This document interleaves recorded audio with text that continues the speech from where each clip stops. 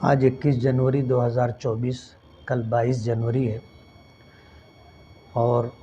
کل کی تاریخ میں سرکار نے رام مندر کی افتتاحی تقریب کا، اس کی اوپننگ کا اعلان کیا ہے۔ ذرائع سے جو خبر ملی ہے کہ کل جو ہے رام للا کی کوئی نئی مورتی رام مندر کے اندر نصب کی جائے گی۔ ہمارا یہ ملک ہندوستان ایک سیکولر اور جمہوری ملک ہے، اور سیکولر اور جمہوری ہونے کا مطلب یہ ہے کہ سرکار کا اپنا کوئی مذہب نہیں، یہ لا مذہبی یا غیر مذہبی سرکار ہے۔ لیکن دیکھنے میں یہ آ رہا ہے کہ موجودہ سرکار جو ہے خالص مذہبی رنگ کے پروگرام کر رہی ہے، جس کی وجہ سے ملک میں وہ لوگ جو شرپرستی کرتے ہیں، فرقہ پرستی کرتے ہیں، اور مذہب کا غلط سہارا لے کر کے اقلیتوں کو نشانہ بناتے ہیں اور ان کے ساتھ ظلم و زیادتی کرتے ہیں، ان کو موقع ملتا ہے۔ بابری مسجد کا مسئلہ بہت پرانا مسئلہ ہے، ملکوں کی آزادی سے پہلے سے بابری مسجد کے تعلق سے تنازع چل رہا تھا۔ ملک کی آزادی کے بعد بابری مسجد کو تالا لگا دیا گیا، اور پھر اس بات کا اعلان کیا گیا کہ رام للا جو ہے بابری مسجد میں پرکٹ ہوئے۔ اس کے بعد ماضی میں جو سرکاریں رہیں، انہوں نے اس طرح کے حالات پیدا کیے کہ بابری مسجد کی شہادت 6 دسمبر 1992 میں ہوئی، اور بابری مسجد کی شہادت،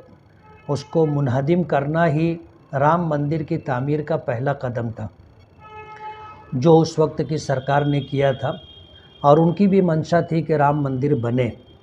اور سرکاریں بدلتی رہی، اور آج اس وقت جو ہے فرقہ پرست پارٹی کی حکومت ہے اور انہوں نے رام مندر بنا لیا ہے۔ یہ تو اتفاق کہیے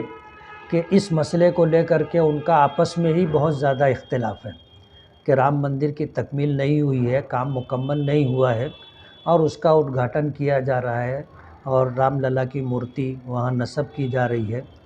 چاروں شنکر آچاریہ نے اس کا ویرودھ کیا ہے۔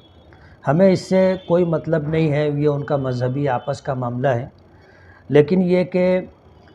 اس وشے کو لے کر کے جس طرح کی حرکتیں آج ملک کے دیگر علاقوں میں حصوں میں کی جا رہی ہے، وہ انتہائی تشویشناک ہے۔ ایسے حالات کے اندر جب فرقہ پرست موقع کی تلاش میں رہتے ہیں اور آج ان کو موقع مل رہا ہے، اور زور زبردستی سے وہ لوگوں سے اپنے مذہبی نعرے لگواتے ہیں، جو لوگ مسلمان ہیں یا دوسرے ہندو مذہب سے تعلق نہیں رکھتے، ان کا دھرم الگ ہے، ایسے لوگوں کو جو ہے جے شری رام کا نعرہ لگانے پر مجبور کیا جا رہا ہے۔ ان حالات کے اندر ہمارے اکابرین نے بابری مسجد اور رام مندر کے قضیے میں یہ اسٹینڈ لیا تھا، یہ موقف اختیار کیا تھا کہ سپریم کورٹ کا جو فیصلہ ہوگا وہ ہمیں منظور ہوگا، اور ہم اپنے رب کی بارگاہ میں یہ کہنے میں حق بجانب رہیں گے کہ ہم نے اپنے بس بھر جد و جہد کی اور کوشش کی، اور اس قسم کا فیصلہ آ جانے کے بعد ہم لوگ جو ہے مجبور ہو گئے۔ یہ ہماری آخرت کا مسئلہ ہے، لیکن آج اس وقت جو صورتحال ہے وہ ملک کے لیے انتہائی تشویشناک ہے۔ ایسے حالات کے اندر ہمیں کیا کرنا چاہیے، یہ اصل بات ہے۔ کل کا 22 جنوری کا دن ہے، ہمیں نفل روزہ رکھنا چاہیے، قرآن کریم کی تلاوت، آیت کریمہ کا ورد، اللہ کا ذکر، اور خاص طور پر دعاؤں کا اہتمام کرنا چاہیے، اس لیے کہ نبی کریم صلی اللہ علیہ وسلم کا ارشاد مبارک ہے، الدعاء سلاح المؤمن، دعا ایمان والوں کا ہتھیار ہے۔ ظاہر بات ہے کرنے والی ذات اللہ رب العالمین کی ہے، اور ہم ایمان والے کبھی بھی کسی بھی حالت میں مایوس نہیں ہوتے۔ آج جو حالات ہیں کل نہیں تھے، اور انشاءاللہ آج جو حالات ہیں وہ کل نہیں رہیں گے، حالات بدلیں گے، اس لیے کہ حالات بدلتے ہیں، سرکاریں بدلتی ہیں، اور جو لوگ آج برسر اقتدار ہے، کرسیوں پر ہے، کل کوئی کل ان کی جگہ پہ کوئی اور ہوگا، اس لیے ہم آنے والے کل سے مایوس نہیں ہیں۔ ہمیں امید ہے کہ انشاءاللہ خیر کا کوئی نہ کوئی راستہ نکلے گا، اور ظلم اور جبر کی یہ اندھیری رات انشاءاللہ ختم ہوگی، اور اس ملک میں بسنے والے تمام ہی لوگوں کو صبر سے، سیم سے، برداشت سے کام لینا چاہیے، خاص طور پر لا اینڈ آرڈر نہ بگڑے، اور لا اینڈ آرڈر نہ بگڑے، ہماری اپنی جان ہے، مال ہے، عزت و آبرو ہے، خطرے میں نہ پڑے، اس کا خاص طور پر خیال رکھیں۔